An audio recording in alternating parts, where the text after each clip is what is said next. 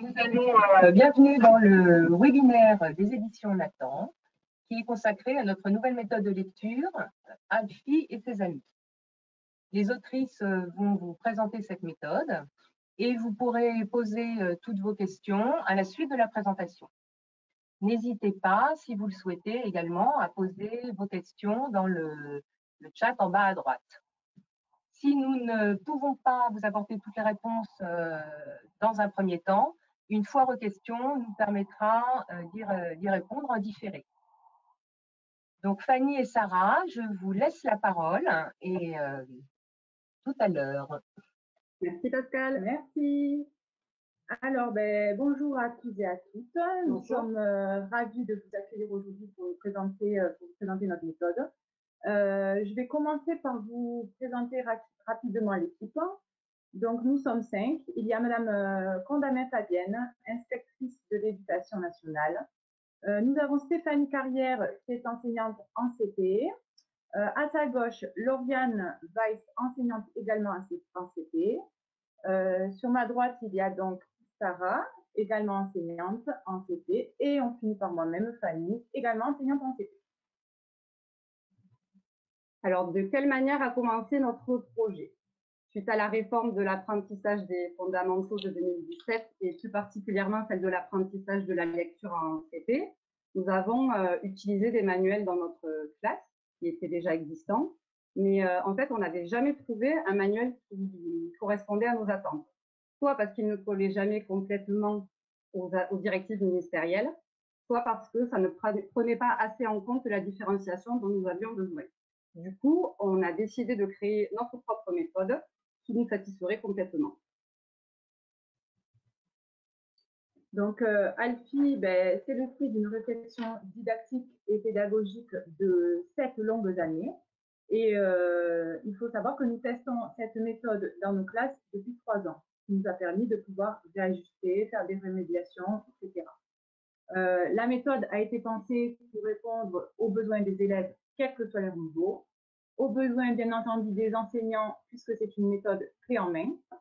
Elle répond également aux recommandations du Conseil scientifique de l'éducation nationale par rapport au choix d'un manuel et également aux préconisations institutionnelles contenues dans le guide ministériel pour enseigner la lecture et l'écriture au CP. Il faut savoir que le guide orange a vraiment été notre base de travail pour concevoir ce projet.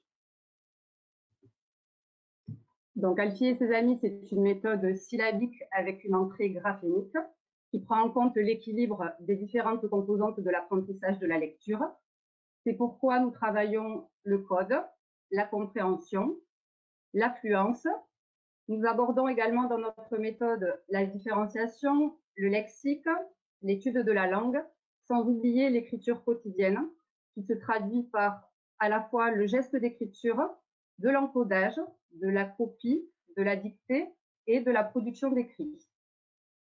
Tous les supports sont 100% décodables et notre méthode est conforme au nouveau programme d'avril 2024 qui vient de sortir. Alors, du coup, c'est une démarche qui part du graphème pour aller vers le phonème.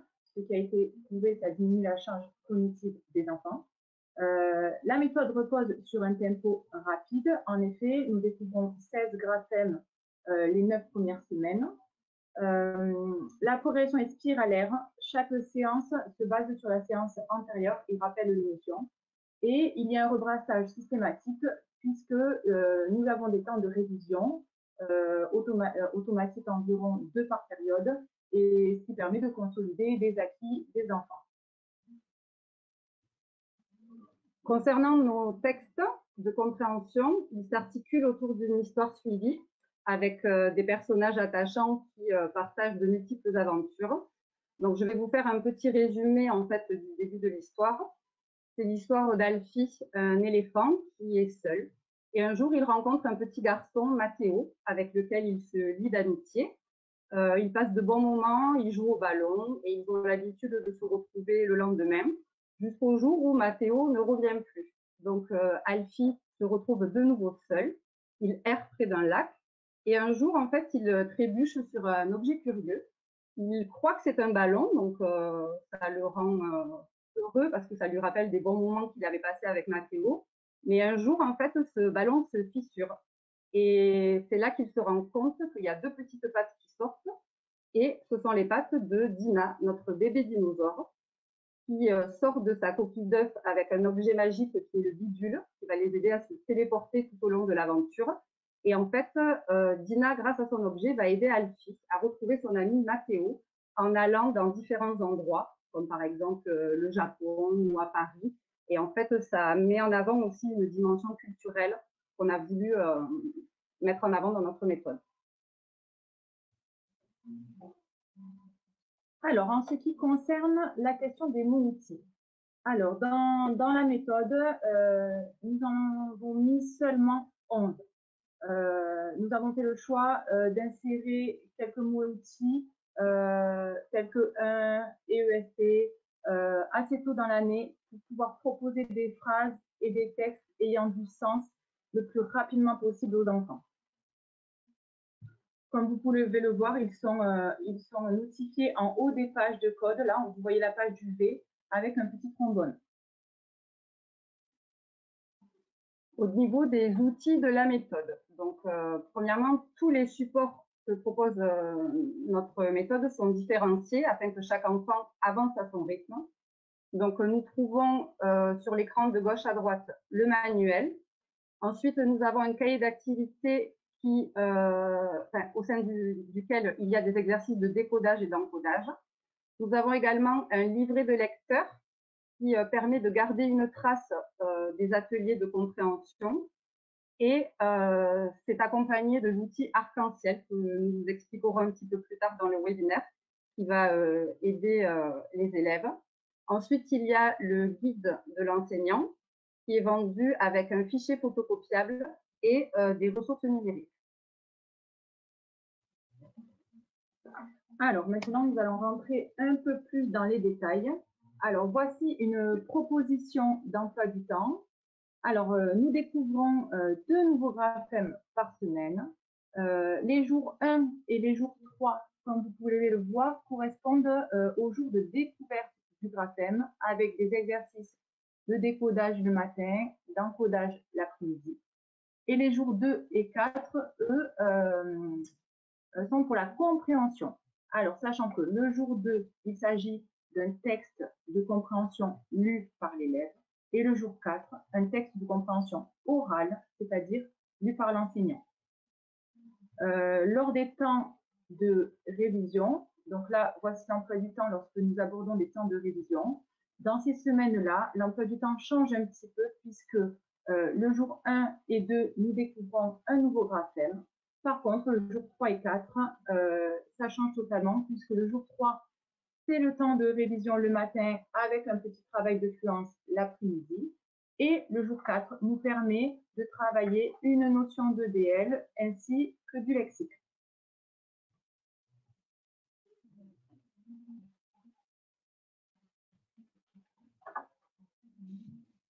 Alors, au niveau de la différenciation pédagogique, du coup, elle se traduit par 3 niveaux et du coup, elle est présente dans tous les supports. Elle est essentielle afin de permettre à chaque enfant de progresser à son rythme. On lui donne des repères stables et rassurants et ainsi il peut évoluer dans sa zone proximale de développement. Il faut savoir que les séances de code et de compréhension sont proposées en atelier. Et du coup, là, on va vous faire la présentation d'une séance de code avec la découverte d'un graphème. Donc, la première étape, en fait, nous gardons nos élèves en collectif et nous découvrons le graphème du jour. Nous avons un support numérique, un diaporama qui nous accompagne tout au long en fait, du déroulé de notre séance. Donc, une fois qu'on a découvert le graphème du jour,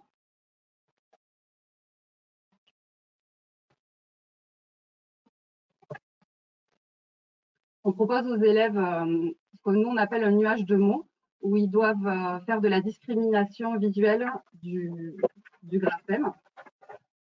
Et ensuite, quand cette étape est terminée, donc là, en fait, quand on est dans le nuage du mot, on ne reste que sur le nom du graphème, puisque l'étape d'après, ça va être d'associer le graphème au phonème Et enfin, on leur présente l'affichage du mot repère.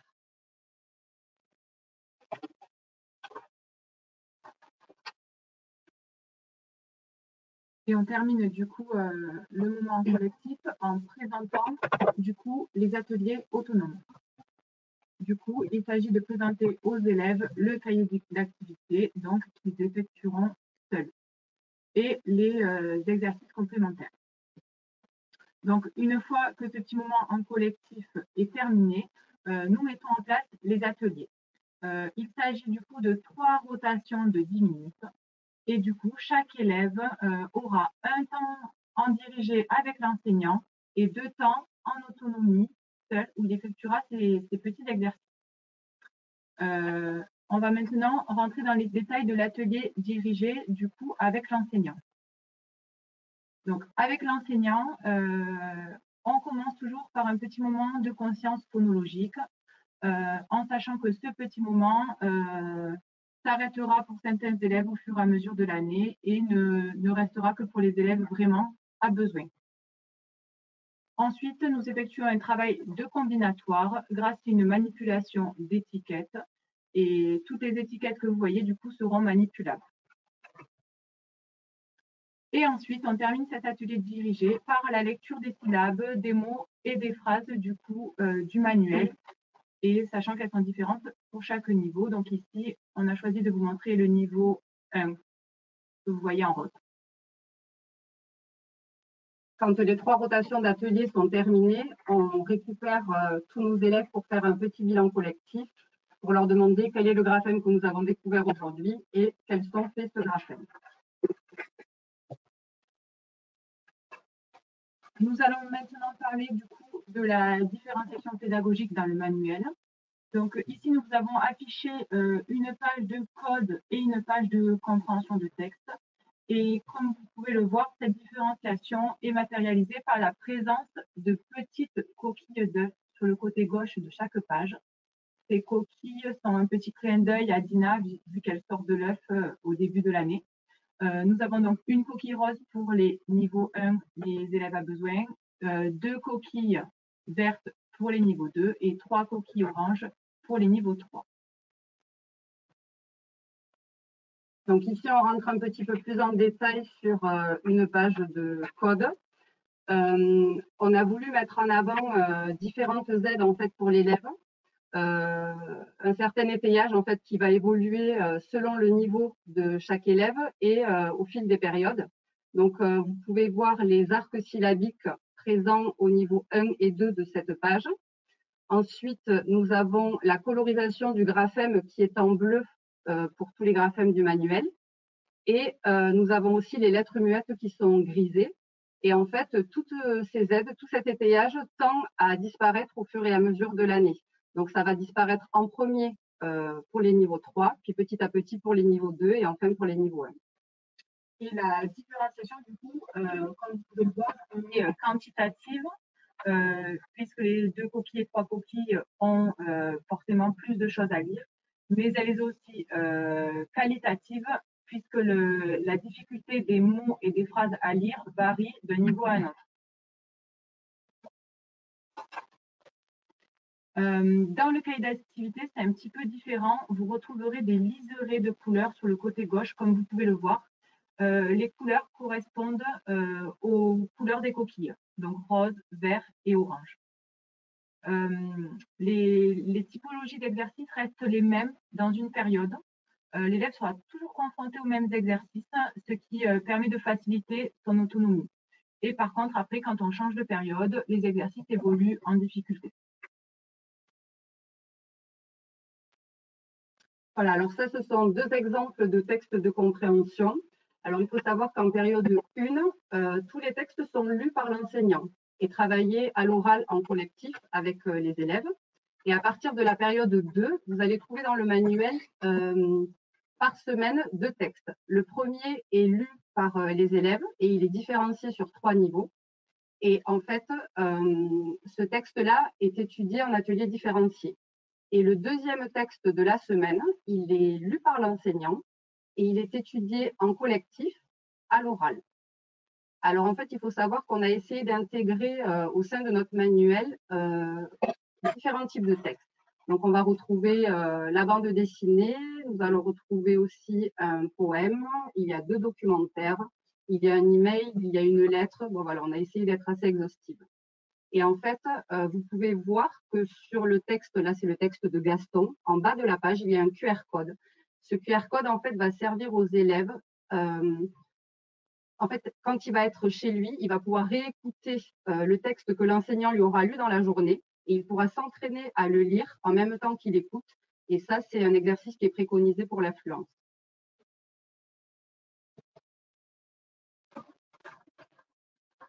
Alors, pour les séances de compréhension, l'élève va disposer d'un outil que nous avons créé. Il s'agit de l'arc-en-ciel de compréhension. Donc, je vais vous le présenter. J'espère que vous le voyez bien. Voilà. C'est un outil qui va être construit au fur et à mesure de l'année et en fonction des niveaux. Donc, l'arc-en-ciel ne sera pas complet dès le début de l'année. Il va tout simplement permettre à l'élève de pouvoir être guidé pendant les séances où il lira son texte, en l'aidant à dégager la macrostructure de l'histoire. Donc, comme vous pouvez le voir, nous avons voilà, les personnages en jaune. Hop, je le manipule. Les lieux en vert. Les moments en bleu. Les actions en rouge. Et on termine par les émotions en rose. Donc voilà, et chaque élève disposera d'un arc-en-ciel avec lui pour toutes les séances de compréhension. En plus de cet outil, nous avons beaucoup insisté dans notre méthode sur l'importance du retour au texte.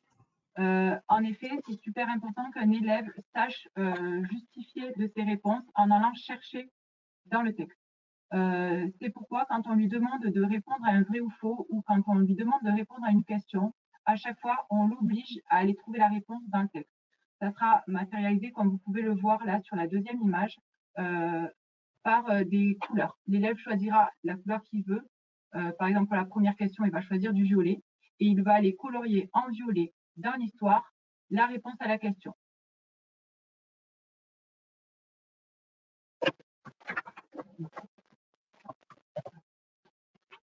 Nos séances de compréhension en fait, sont accompagnées d'un livret de lecteur.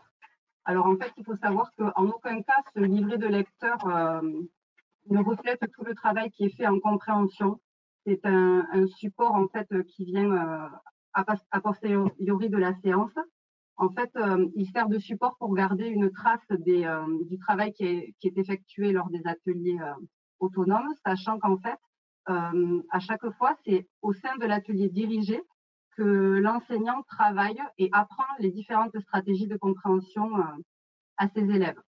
Donc, on peut voir une petite évolution là du type d'exercice que l'on vous présente.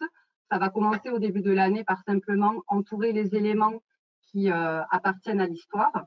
Ensuite, on découvre comme autre exercice le dessin légendé. Donc, en fait, dans cet exercice, on va demander aux élèves de dessiner ce qu'ils ont compris et ensuite, ils vont devoir légender leur dessin. Alors, au début de l'année, ils le légendent en découpant sur un texte qui est prévu dans un fichier photocopiable les mots ou des petites expressions. Et au fur et à mesure de l'année, on va lui demander d'écrire sa légende. Après, on va retrouver des exercices comme le vrai-faux ou la réponse aux questions.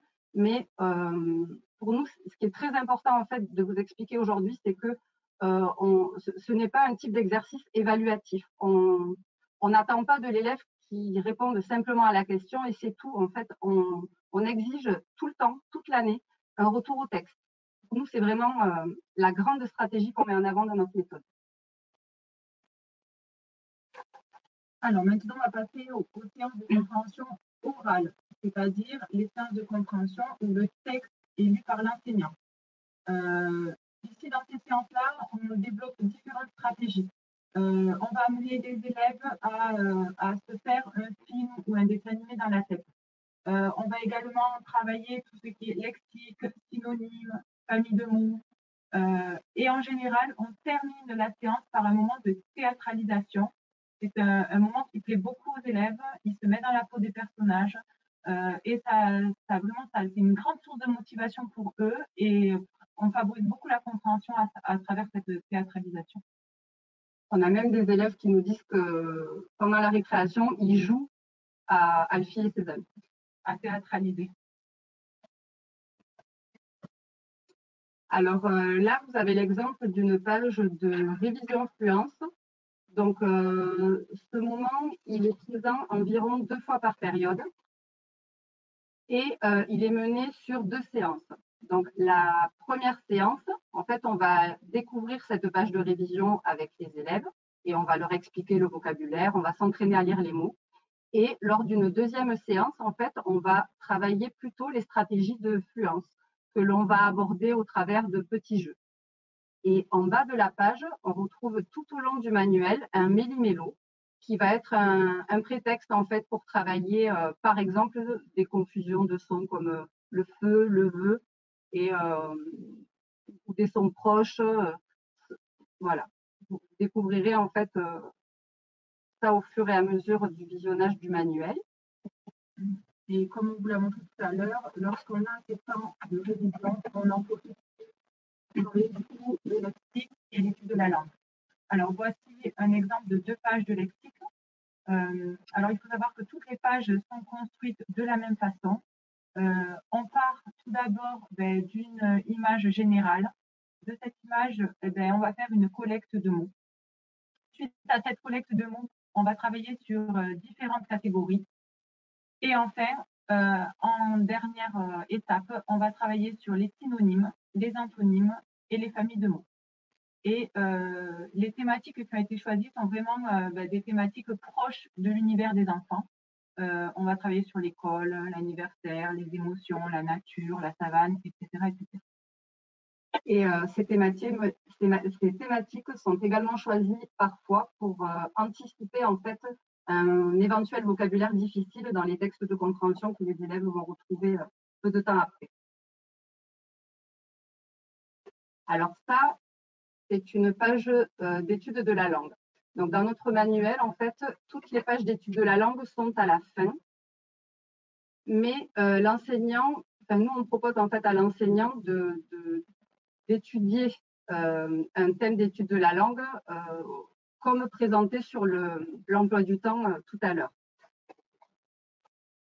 Donc, en fait, c'est quelque chose qui est travaillé à l'oral.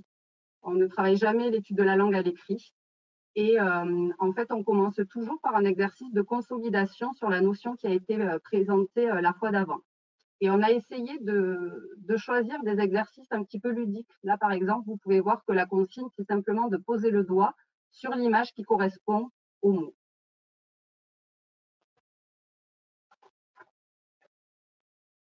Alors ici, on vous présente ce qu'il y a dans le package du guide de l'enseignant. Donc en fait, quand vous achetez le guide de l'enseignant, est fourni avec, donc c'est pas quelque chose qui est payable en plus. Donc vous achetez le guide de l'enseignant et en fait, on vous fournit le fichier photocopiable et les supports numériques. Alors là, voici un extrait du guide de l'enseignant. Alors, nous avons décidé d'y mettre une fiche de préparation par période, puisque quand on découvre un nouveau graphème, on est toujours dans la même façon d'enseigner. Donc, il y a les séances de code et de compréhension. Pour chaque graphème, nous avons un point de vigilance. Donc là, vous pouvez voir que, par exemple, le point de vigilance du poids. Dans ces points de vigilance, du coup, vous retrouverez la conscience phono, des suggestions de modèles d'écriture, des suggestions de dictée qui sont proposées bien sûr sur 3 niveaux de différenciation. Et nous vous proposons également un réseau littéraire que vous pouvez faire en plus.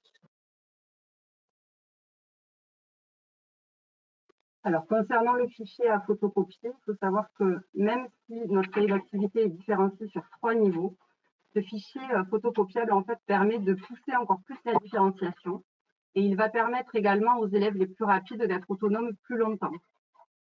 Donc, par exemple, comme activité au sein de ce fichier, on peut trouver des activités de discrimination visuelle pour la découverte du nouveau graphème, On peut trouver également des activités complémentaires de code, du matériel de manipulation à découper ou à plastifier pour travailler la combinatoire, et également des supports pour les séances de compréhension en atelier. Donc, c'est des supports de texte à colorier qu'on vous a présenté tout à l'heure. Et il y a aussi de l'autonomie pour les niveaux 1 en compréhension. Mais tout ça, c'est vraiment bien détaillé dans notre guide du maître.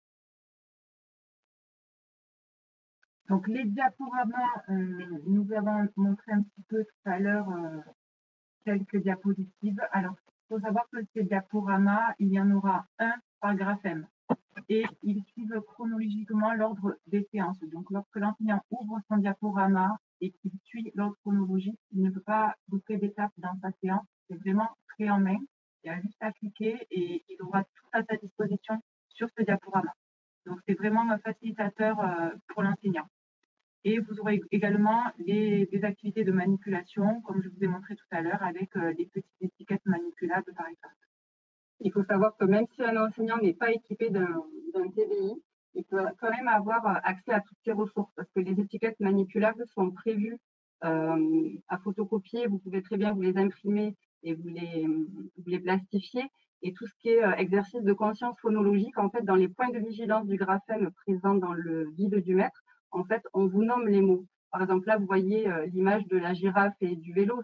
Certes, si vous n'avez pas de TBI, vous ne pouvez pas cliquer, mais en fait, vu qu'on vous donne à l'avance les mots, vous pouvez imaginer un autre moyen en fait de travailler ça avec vos élèves. Oui, on a vraiment adapté aux enseignants qui ne disposent pas d'un TBI, pas vidéoprojection. Alors, pour terminer, en fait, on vous a listé ce qui, pour nous, étaient les points forts de notre méthode. Donc, c'est un outil clé en main. En fait, vous n'avez rien à faire, rien à construire. Tout est pris en compte, en fait, au sein de notre méthode.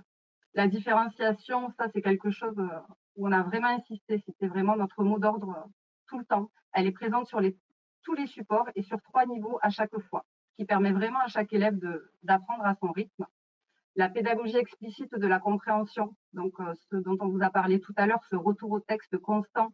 En fait, on apprend aux élèves à comprendre un texte qu'ils vont lire eux-mêmes de manière autonome. Le travail en atelier, alors ça peut parfois freiner les enseignants, mais en fait, on le détaille de manière très organisée dans notre guide. Et en fait, c'est quelque chose que l'on met en avant parce que ça favorise les échanges en fait au sein des groupes. Et ça permet à l'enseignant vraiment d'être au plus près des élèves. Nous, on se rend compte qu'on connaît beaucoup mieux nos élèves de par le fait de travailler en atelier. Et après, enfin, l'histoire suivie de nos personnages, c'est vrai qu'elle attise beaucoup la curiosité de nos élèves et ça renforce leur motivation. Nous, ils sont vraiment très contents quand on leur dit aujourd'hui, on va continuer l'histoire d'Alfie et ses amis. Donc, nous avons en fait créé un groupe Facebook qui s'appelle Alfie et ses amis. On vous invite à le rejoindre. Si vous avez des questions, on essaye vraiment d'être réactive et de répondre le plus précisément possible à toutes vos questions.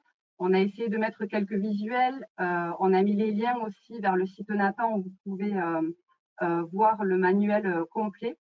Et après, les autres visuels vont être bientôt disponibles sur le site Nathan aussi.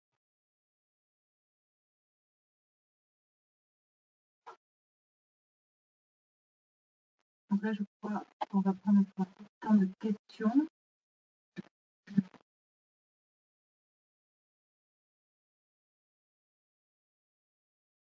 Donc là, en fait, on attend que l'équipe technique nous pose des questions. Sarah, Fanny, comme première question, nous avons une question sur les devoirs à la maison. Que donnez-vous comme devoir à la maison? Devoir à la maison, on ne va jamais donner des choses que l'on n'a pas fait en classe. Donc, par exemple, quand on a découvert le graphème du jour, ça va être la lecture de la page de code. Donc, les élèves vont être amenés à relire les syllabes, les mots et les phrases qu'ils ont découverts dans la journée avec l'enseignant. S'ils ont découvert un texte qu'ils ont lu eux-mêmes, ça peut être aussi la relecture de ce texte.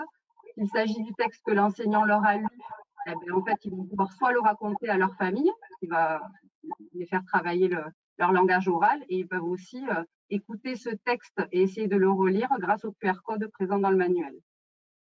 Et on aura aussi des petits moments de dictée, sachant que ce dictée aura été copié puis préparé avec l'enseignant au préalable en classe.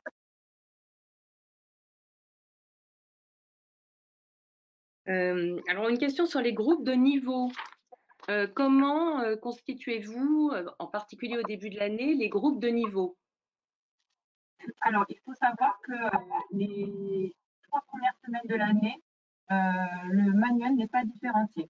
Ce qui nous permet, donc nous avons 3 semaines pour effectuer des groupes un peu de façon aléatoire, qui nous permet de les connaître. Donc, au bout de 3 semaines, vraiment, on est largement capable de savoir dans quel niveau se situe un élève.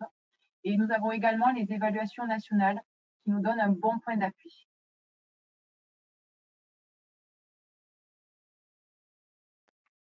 Ensuite, une question sur y a-t-il des diaporamas? Enfin, à quoi servent les diaporamas en fait? Alors, les diaporamas, dans le webinaire, on a un diaporama qui est fabriqué par Graphème. Donc, pour tous les Graphèmes, il y a un diaporama qui est présent. Et en fait, c'est un support qui est clé en main et qui permet vraiment à l'enseignant d'être guidé tout au long de la séance, d'être guidé de manière chronologique. C'est-à-dire qu'au fur et à mesure que l'enseignant déroule le diaporama, c'est vraiment le déroulement de toutes ces séances. C'est vraiment dans l'ordre, en fait. Ça sert à le guider. D'accord, merci. Donc, cette fois-ci, une question sur la production d'écrits. Y a-t-il, alors vous en avez parlé, mais est-ce que vous pouvez détailler un peu la manière dont vous traitez la production d'écrits dans la méthode? Alors, dans le guide du maître, l'enseignant pourra voir que nous proposons un lanceur d'écriture par semaine. En période 1, il s'agit d'un écrit collaboratif dirigé par l'enseignant, donc ce que l'on appelle nous la dictée à l'adulte.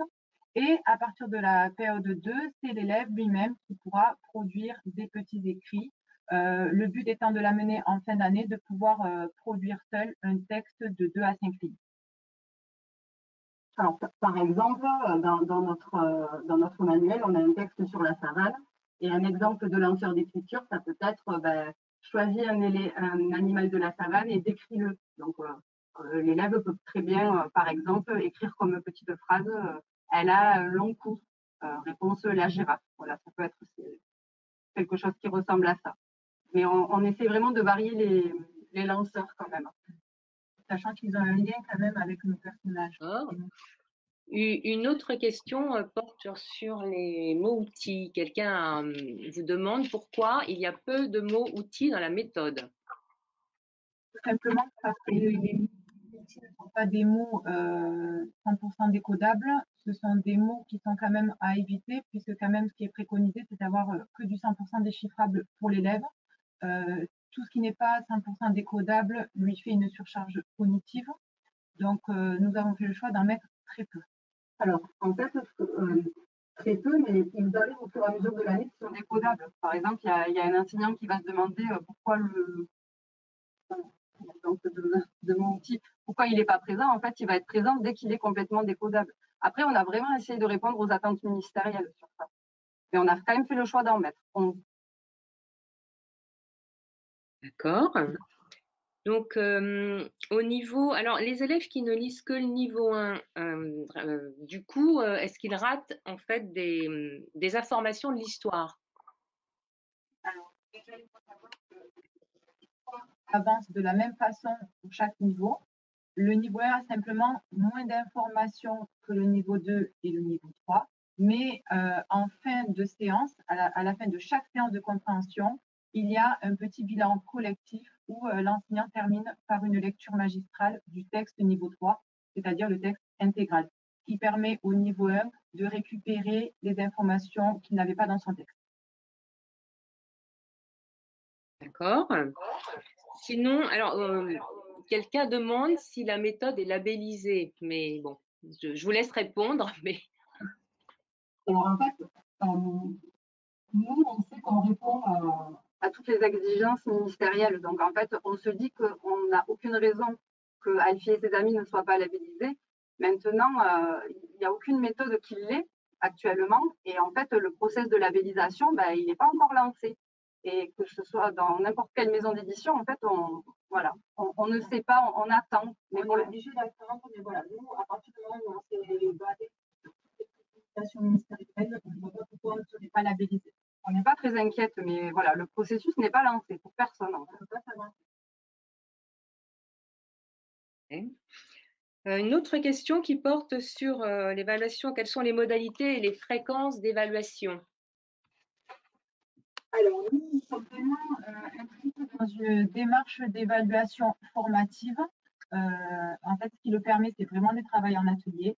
Parce que qui dit atelier dit petit groupe, dit vraiment, voilà, on adapte à chaque élève est dans sa zone proximale de développement et ça nous permet vraiment d'être au plus près d'élèves et de vraiment connaître son niveau et d'évaluer ses progrès. Ensuite, nous nous basons également sur les évaluations nationales de début de CP, de milieu de CP, etc., qui nous donnent aussi un bon repère. Mais vraiment, l'évaluation, elle se fait au quotidien, en fait. À chaque fois qu'on est avec les élèves en atelier dirigé, on réajuste à ce moment-là.